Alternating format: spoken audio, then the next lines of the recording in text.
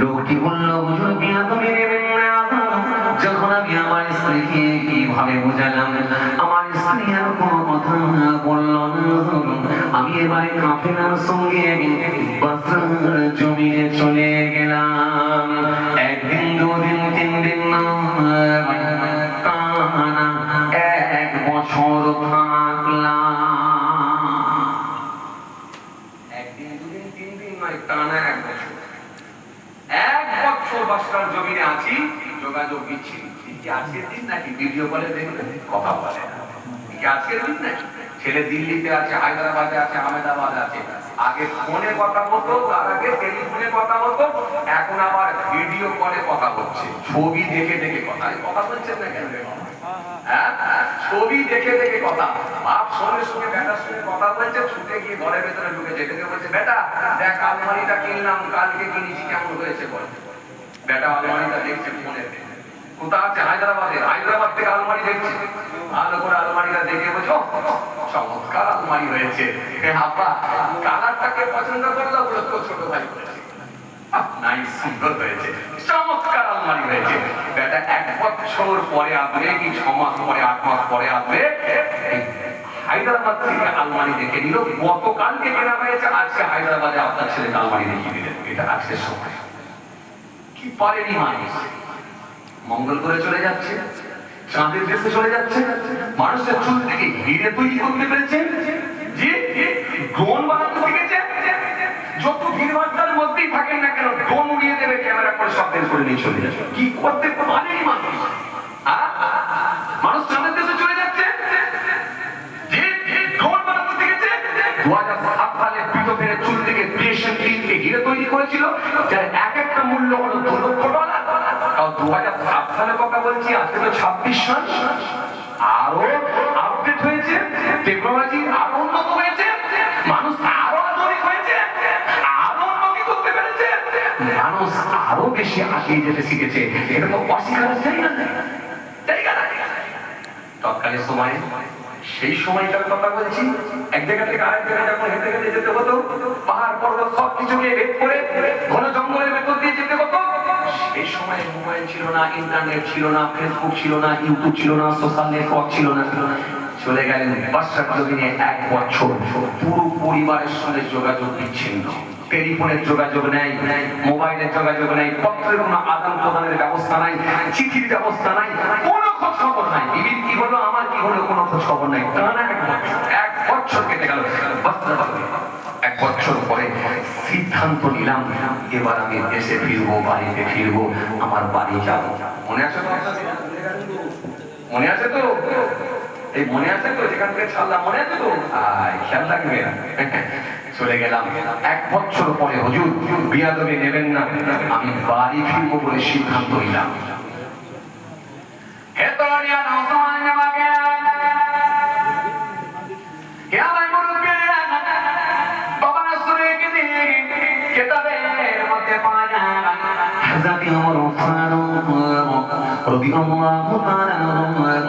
হুজুর আমার সেই সময় বললেন, হে যুবক, এবারে বলো তারপরে কি হলো?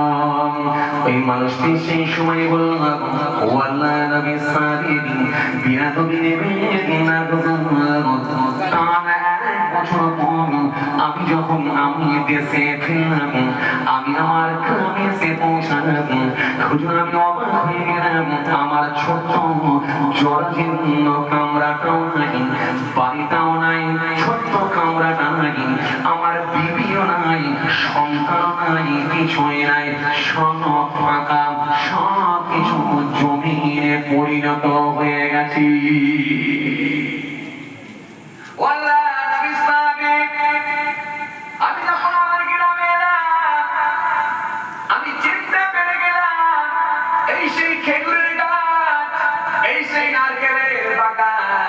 এই সে আমার প্রতিবেশী ভাইদের ঘর, কিন্তু আমার ছোট্ট জরাজীর্ণ কামরাটা দেখতে পেলাম না। আমার এই খেজুর পাতা দিয়ে ছাওয়া, তাল পাতা দিয়ে ঘেরা ছোট্ট ওই কামরাটা নাই। আমার বিবিও নাই, আমার স্ত্রীও নাই, আমার সন্তানও নাই। হুজুর আমি বড় চিন্তিত হয়ে পড়লাম, আমি বড় ব্যাকুল হয়ে পড়লাম, আমি বড় চিন্তিত, টেনশনের মধ্যে পড়ে গেলাম। আমি এদিকে ওদিকে তাকাই, হঠাৎ করে দেখতে পাই আমার একজন প্রতিবেশী ভাই, তিনি তিনার কামরা থেকে বাইরে বেরিয়ে এসেছেন। বেরিয়ে আসার সাথে সাথে আমি দেখতে পেলাম ওটাই হলো আমার প্রতিবেশী ভাই। প্রতিবেশী ভাইটি আমার দিকে তাকালেন, আমি তার দিকে তাকালাম। একটু আগিয়ে গেলাম, আগিয়ে গিয়ে সালাম দিলাম। সালামের জবাবটা দিয়ে দিলেন, দিয়ে বললাম ও ভাই আপনি কি আমায় চিনতে পেরেছেন? প্রতিবেশী ভাইটা বলল আমি আপনাকে চিনতে পেরেছি, আপনি তো আমারই প্রতিবেশী ভাই। চিনতে পেরে গেলেন। চিনতে পেরে যাওয়ার পর আমি সেই সময় আমার ওই প্রতিবেশী ভাইকে জিজ্ঞাসা করলাম, ভাই 1 বছর আগে আপনার জন্য গিয়েছিলাম কাজের উদ্দেশ্যে, ব্যবসার উদ্দেশ্যে গিয়েছিলাম বাসার জন্য, কিন্তু আমার যে ছোট্ট জরাজীর্ণ কামরাটা, ঘরটা আর আমার সন্তান তারা কোথায়? আমি তো কিছু খুঁজে পাচ্ছি না। একটু আমাকে বলেন তারা কোথায়, তারা কোথায় আছে, আর আমার ছোট্ট ঘরটাই কোথায় গেল? আমাকে সেই সময় আমার প্রতিবেশী ভাই বলল, শোনেন মনে দুঃখ নেবেন না, মনে কষ্ট নেবেন না, সবকিছুর মালিক আল্লাহ। আপনার স্ত্রী ছিল গর্ভবতী, অল্পদিনের মধ্যেই তিনি প্রসব বেদনা উঠেছিল, তিনি ছিলেন আসন্ন প্রসবা। যখন প্রসব করতে গেলেন, সন্তান প্রসব করতে গিয়ে হঠাৎ করে আপনার স্ত্রী মারা গেলেন, ইন্তেকাল হয়ে গেলেন। ইন্তেকাল হয়ে যাওয়ার পরে আপনার ওই স্ত্রীকে প্রতিবেশী মহিলারা তারা গোসল দিয়েছেন, আমরা তাকে জানাজার নামাজ পড়িয়েছি। আমরা জানাজার নামাজ আদায় করে আপনার ওই স্ত্রীকে, আপনার ওই সন্তান সহ স্ত্রীকে আমরা তুলে নিয়ে গিয়ে ওই সামনে বড় গোরস্থান, ওই গোরস্থানেতে আমরা দাফন করে দিয়েছি। ওই সামনে গোরস্থানেতে আপনার বিবির খবর।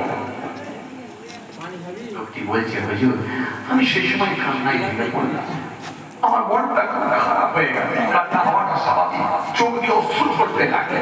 আমি সেই সময় কাঁদতে কাঁদতে বললাম, ভাই তাহলে আমার ছোট্ট জরাজীর্ণ বাড়িটা কয়টা কয়টা আপনার ওই ছোট্ট কামরা, জরাজীর্ণ কামরাটা দেখভাল করার আর কেউ ছিল না। ওর প্রতি কত ঝড় ঝটিকা, যত বৃষ্টি বাদল, ওর প্রতি কত সাইক্লোন, কত সুনামি, কত ঝড়, সব ওই ছোট্ট কামরার উপর দিয়ে চলে যায়।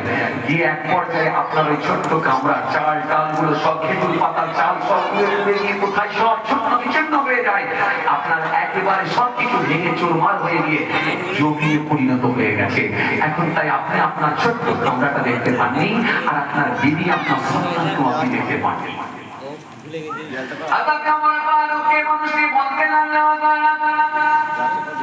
যখন আমি এই কথা শুনলাম, আমি কাঁদতে লাগলাম, আমি কাঁদতে লাগলাম, দুটো চোখ দিয়ে আমার অশ্রু ঝরতে লাগলাম।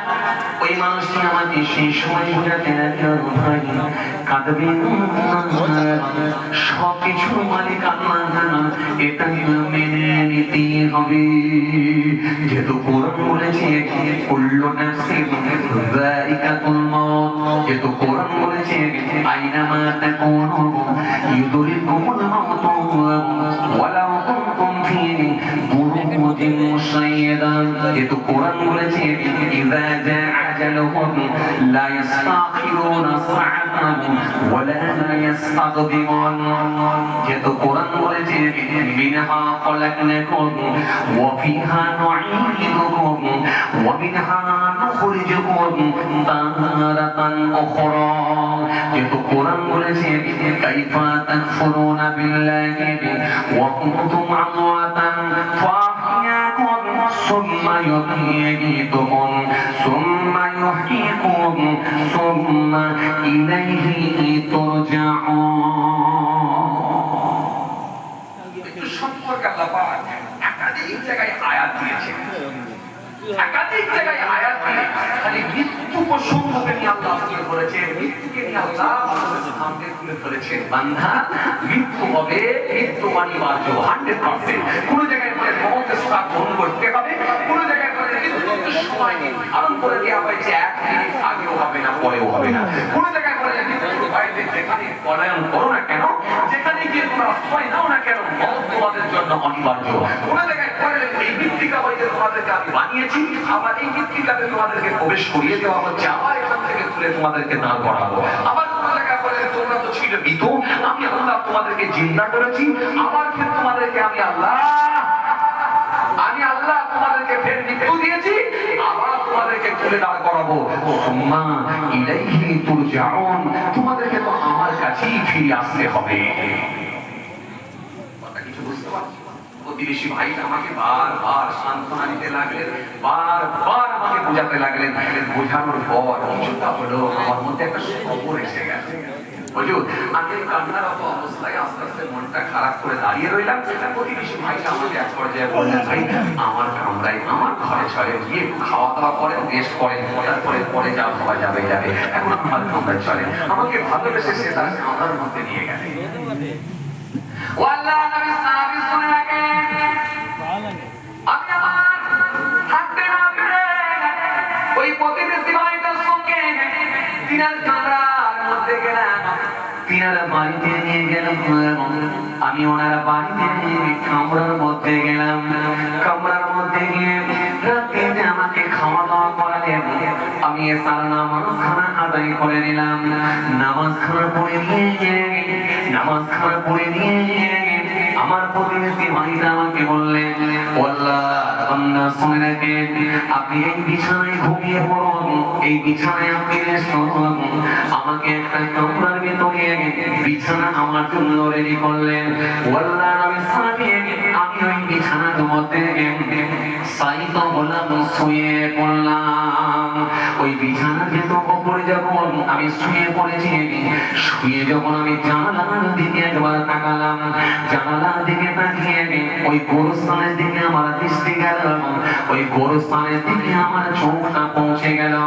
গোরস্থানের দিকে আমি তাকিয়ে দেখলাম, গোরস্থানের দিকে আমি তাকিয়ে দেখলাম, ওই গভীর রাত্রিতে আমি তাকিয়ে দেখতে পেলাম ওই গোরস্থানের মাঝামাঝি জায়গায় একটা লাইট, একটা আলো, একটা জ্যোতি, একটা আলো, একটা আগুনের ঝলক, একটা আগুনের শিখা ওপর দিকে উঠে গেছে, আকাশের দিকে গিয়ে মিলে গেছে। আর গোটা গোরস্থানখানা আলো আলো লাইট হয়ে গেছে। এই অবস্থা যখন দেখলাম আমি একটু ভয় পেয়ে গেলাম, এটা আগুন না অন্য কিছু। গোটা লাইট হয়ে গেছে, কবরস্থান আলো হয়ে গেছে, ব্যাপারটা কি? হুজুর আপনি নেবেন না হুজুর? আমি সেই সময় ডাকতে শুরু করলাম আমার প্রতিবেশী ভাইকে। প্রতিবেশী ভাইটা পাশের কামরা থেকে বেরিয়ে এলেন। আমি আসার পরেই বললাম, ভাই জানালা দিয়ে দেখুন, গোরস্থানের দিকে তাকান, ওই কবরের দিকে তাকান, গোরস্থানের দিকে তাকান, ওই মাঝামাঝি দিকে তাকান, একটা আলো, একটা বাতি, একটা আগুনের শিখা উপর দিকে কেমন উঠেছে দেখুন। গোটা কবরস্থান আলো হয়ে গেছে। এই কবরস্থানের আলো কি আগে কোনোদিন দেখেছেন নাকি না আজকেই প্রথম দেখছেন?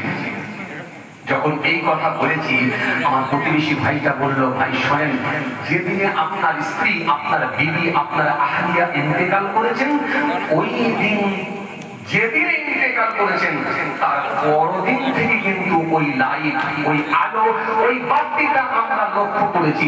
এটা কিন্তু আমরা দেখতে পাই রোজ বলে আমাদের আর কিছু মনে হয়নি। তবে কোনো সমস্যা নেই, বাতি জ্বললেও কিন্তু আস্তে আস্তে আবার দিনের বেলা সব ঠিক হয়ে যাবে, আপনার কোনো চিন্তা নেই, আপনি ঘুমিয়ে পড়ুন। কথা বলে যখন প্রতিবেশী ভাইটা তিনার কামরার মধ্যে, হুজরার মধ্যে, রুমের মধ্যে চলে গেলেন, কিন্তু আমার মন আর মানছে না। আমি শুয়ে আছি, ভীষণ চিন্তিত হয়ে পড়লাম, ভীষণ আমি টেনশনগ্রস্ত হলাম। টেনশনের সঙ্গে আমি জড়িয়ে গেলাম। মনে মনে ভাবলাম, যাই হোক, আমার বিবি, আমার স্ত্রী তো ওই গোরস্থানে, ওই কবরস্থানেই পড়ে আছে। এটা কোন কবর থেকে এই বাতি, এই আগুনের ঝলক, আগুনের লাইট, কোন কবর থেকে উপরে উঠে মিলে গেছে, আগুনের শিখাটা উপর দিকে গেছে, কোন কবর থেকে, এটা আমাকে দেখতে হবে। লোকটি আমাকে বলেছিল ওই গোরস্থানের মাঝামাঝি জায়গায় আপনার স্ত্রীর কবর আছে, ঠিক মাঝামাঝি না কোনো সাইড থেকে, এটা আমাকে খুঁজে বার করতে হবে। প্রতিবেশী মানুষটি যখন তার হুজরা কামরার মধ্যে গিয়ে সাইড হয়ে গেছেন, শুয়ে পড়েছেন, ঘুমিয়ে পড়েছেন, আমি গভীর রাত্রিতে একাই দরজাখানা খুলে কবরস্থানের দিকে আগিয়ে যাচ্ছি। হুজুর, আমি আমার নিজেকে ঠিক রাখতে পারিনি, আমি কবরস্থানের দিকে আগিয়ে গেলাম।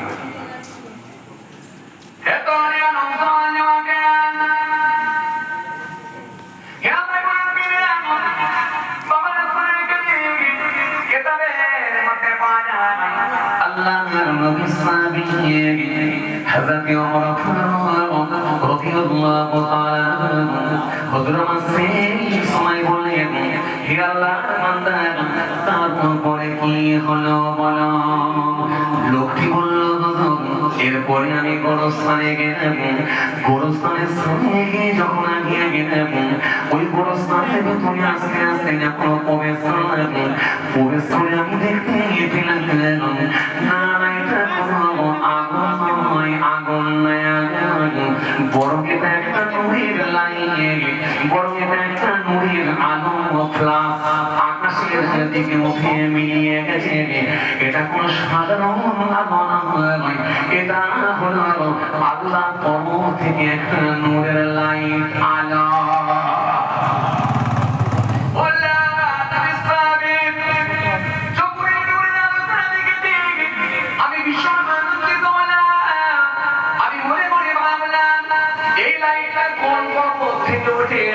সেটা আমাকে খুঁজে বের করতে আমি দেরি না করে ওই গোরস্থানের ভেতরে গিয়ে ওই মাঝামাঝি জায়গায় পৌঁছে গেলাম। দেখলাম একটা কবরের ভেতর থেকে লাইট খানা উপর দিকে উঠেছি। আমি এই কবরের সামনে গিয়ে তাকিয়ে তাকিয়ে দেখতে লাগলাম, কোন কবরটা আমার স্ত্রী হতে পারে সেটাও কিন্তু আমার কাছে অচেনা, কখনো আমি বুঝতে পারি না। আমি এই কবরের সামনে গিয়ে যে কবর থেকে লাইট খানা উপর দিকে উঠেছিলাম, ওই কবরের সামনে গিয়ে দাঁড়িয়ে গেছি। হঠাৎ করে একটা গায়ে দিয়ে আওয়াজ আসে, কে যেন একটা আওয়াজ দিয়ে বলে, হে আল্লাহর বান্দা, ও আল্লাহর বান্দা, ও আল্লাহর বান্দা, চিন্তিত হয় না, যে কবরের সামনে দাঁড়িয়ে আছো ওই কবরটা হলো তোমার স্ত্রী, তোমার আহলিয়ারি কবর। আর জুড়ে বলেন, আর জুড়ে বলেন, ও আল্লাহর বান্দা, কবরের দিকে একটু আগিয়ে যাবো, আগিয়ে গিয়ে কবরের দিকে একটু তাকিয়ে দেখো, ওই কবরের ভিতরে একটা সন্তান জিন্দা অবস্থায় আছে। ওই সন্তানটা অন্য কারণ নয়, ওই সন্তানটা হলো তোমারই কলিজার ছেঁড়া সন্তান। আরো জুড়ে বলেন, আরো জুড়ে বলেন,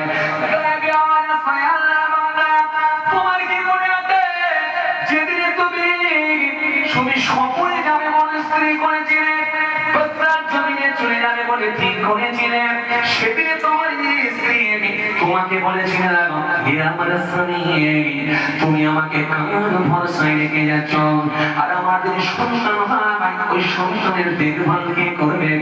সেদিনে তুমি বলেছিলেন, আরে আমার বিবি চিন্তা করো না, তোমার সন্তানকে আল্লাহ হেফাজত করবে। এই যে তুমি আল্লাহ হেফাজত করবে বলে গিয়েছিলে, এই জন্য আমার আল্লাহ কবরের ভেতরে তোমার সন্তানকে আজ পর্যন্ত হেফাজত করে বাঁচিয়ে রেখেছি। আরো জোরে বলেন, আরো জোরে বলেন, তুমি আর দেরি করো না। সেদিনে যদি একবার মুখ দিয়ে বলতে, সেদিনে যদি মুখ দিয়ে এই কথাটা বলতে, এই বিবি চিন্তা করো না, তোমাকে আর তোমার সন্তানকে আল্লাহ হেফাজত করবে, যদি তুমি এই কথাটা উল্লেখ করতে, তাহলে আজকের দিনে তোমার মরা স্ত্রীকেও দেখতে হতো না, আল্লাহ হেফাজত করতেন। কিন্তু সেদিনে শুধু তোমার স্ত্রীকে না বলে সন্তানের কথা বলেছিলেন, যার কারণে আমার আল্লাহ স্বামী পায়ে ওই কবরের ভেতরে মরা স্ত্রীকে দুধ পান করিয়ে বাচ্চাটাকে আজও পর্যন্ত জিন্দা রেখেছে। তুমি একবার কবরের দিকে তাকিয়ে দেখো, ওই নূরের আলোতে তোমার সন্তানটা কবরের ভেতরে খেলা করছে। বুঝতে পারেন না? সুবহানাল্লাহ। এই কথা শোনার সাথে সাথে আমি হয়ে গেলাম, অবাক হয়ে গেলাম। মনে একটা আমার আলাদা সাহস জন্মালো। ভরসা করে কবরের সামনে গিয়ে একবারে তাকালাম, তাকিয়ে দিলাম সুন্দর একটা ফুটফুটে বাচ্চা, নুরানি চেহারার বাচ্চা, ওই নূরের লাইটে কবরের ভিতরে একা একা নিজে খেলা করছে। আরো জোরে বলে, আমি আর দেরি না করে ওই সুন্দর ফুটফুটে বাচ্চাটাকে আস্তে আস্তে আমি তুলে নিলাম, তুলে নিয়ে কোলে করে নিয়ে সে কামরায় এলাম। এই বাচ্চা সেই বাচ্চা যে বাচ্চাটাকে আমি ঘাড়ে করে নিয়ে ঘুরে বেড়াচ্ছি। এটা সাধারণ বাচ্চা নয়, কবর থেকে কুড়িয়ে নিয়ে আসা বাচ্চা। এই গায়েবী আওয়াজ পেয়েছিলাম, কবর থেকে বের করে নিয়ে এসেছিলাম। হুজুর, এটা হলো সেই বাচ্চা। সেই বাচ্চাকে আমি কার কাছে রেখে দিয়ে যাবো, কার কাছে আমি ছেড়ে দিয়ে যাবো? তাই সারা দেশে ভিক্ষা করলেও কিন্তু ঘাড়ে করে আমার সন্তান বাচ্চাটাকে নিয়ে আমি ঘুরি। আরো অবাক হয়ে গেল। বুঝে আসছে যে এবার একটা কথা বল, এই যে কবরের ভেতর থেকে নূরের লাইট, নূরের আলো, এটা কি সবার কবর থেকে বলেছিলাম? গুণমান ব্যক্তি যদি গুণমান স্ত্রী হয় তার ভেতরে 4টি গুণ থাকবে বলেছিলাম, মনে আছে আপনাদের? এই জন্য ইবাদত করে আল্লাহর ওলি বান্দা হওয়া যায়, ইবাদত করে আল্লাহর ওলি বান্দিও হওয়া যায়। হাসান বসরি রাহমাতুল্লাহ আলাইহি পানির উপরে নামাজ পড়ছেন, মা রাবিয়া বসরি বলে উস্তাদজি পানির উপরে নামাজের মুসাল্লাখানা নিয়ে মা রাবিয়া বসরি খোলা আকাশের নিচে জমির উপরে এরকম করে ছুঁড়ে দিলেন, নামাজের মুসাল্লাটা খোলা আকাশের নিচে জমির উপরে ভেসে উঠল। আমাদের রাবিয়া বসরি আওয়াজে দাঁড়িয়ে দাঁড়িয়ে নামাজের মুসাল্লায় নামাজ পড়তে লাগলেন। মহব্বতে হবে না, এটা সাধারণ ব্যাপার নয়। মা রাবিয়া বসরি সম্পর্কে আপনারা ওয়াজ শুনেছেন, কাবা বাইতুল্লাহ তওয়াফ করতে যাবে, গাদার দিকে যাবে, গাদাটা ছিল বড় দুর্বল, পৌঁছাবেন কবে চিন্তা করবে, আল্লাহর কাছে দোয়া চাইলেন। আল্লাহ বলে সারা পৃথিবীর মানুষ আমার কাবা দেখার জন্য আসে, রাবিয়া তুমি আমার হলে বান্দি, খাস বান্দি, তুমি ওইখানে দাঁড়িয়ে যাও, আমার কাবা যাবে তোমাকে দেখার জন্য। ইবাদত করে ওলি বান্দা হওয়া যায়, ইবাদত করে ওলি বান্দিও হওয়া যায়। লাআল্লাকুম তাত্তাকুন, এই জায়গাতে কিন্তু আসতেই হয়। প্রথমে যে আলোচনা ছিল, তাহলে কি বলেছিলাম? এই জায়গায় আসলেই আল্লাহর সাহায্য আসবে। ওই বাচ্চাটার উপর আল্লাহর সাহায্য এসেছিল, বুঝতে পারছেন কথা? এবারে যে কথা আপনাদের বলতে চাইছিলাম, তাহলে নূরের লাইট কিন্তু সবার কবর থেকে আসবে না। এবার একটা কথা, আচ্ছা বলেন তো, আলো মৃত্যু বলে তবে তো নূরের লাইট হবে। আচ্ছা বলেন তো, আলো মৃত্যু আপনারা দেখেছেন?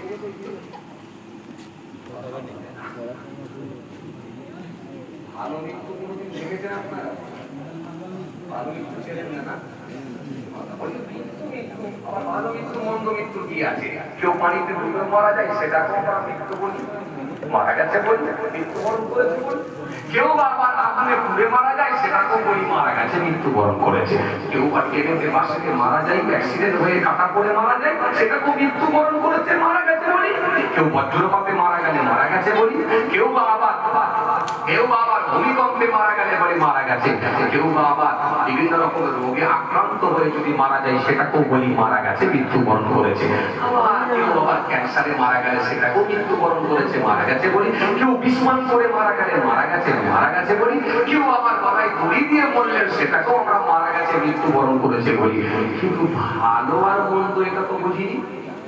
মৃত্যু বিভিন্ন রকম পদ্ধতিতে হলেও, টোটাল মৃত্যুকে যদি এক জায়গায় জমা করেন, বিভিন্ন রকম পদ্ধতিতে হলেও, মনে রাখবেন টোটালটাকে যদি এক জায়গায় জমা করেন, আপনি দুটো ভাগ করতে পারবেন, একটা ভালো মৃত্যু আর একটা হলো খারাপ মৃত্যু। এবারে আসেন ভালো মৃত্যু কোনগুলো একটু জেনে রাখেন, কাজে লাগবে আপনাদের, কাজে লাগবে, একটু জেনে রাখেন। এই জন্য কি বলছিলাম, সবার কবর থেকে নূরের লাইট হবে না। ভালো মৃত্যু কোনগুলো একটু জেনে রাখেন, কাজে লাগবে। মৃত্যু অনেক ধরনের আপনারা দেখেছেন, কিন্তু ভালো মৃত্যু কিন্তু খুঁজে বার করতে পারেননি। আসে এবারে আপনাদেরকে বলি আধুনিক টুলগুলো একটু জেনে রাখেন কষ্ট হচ্ছে না কি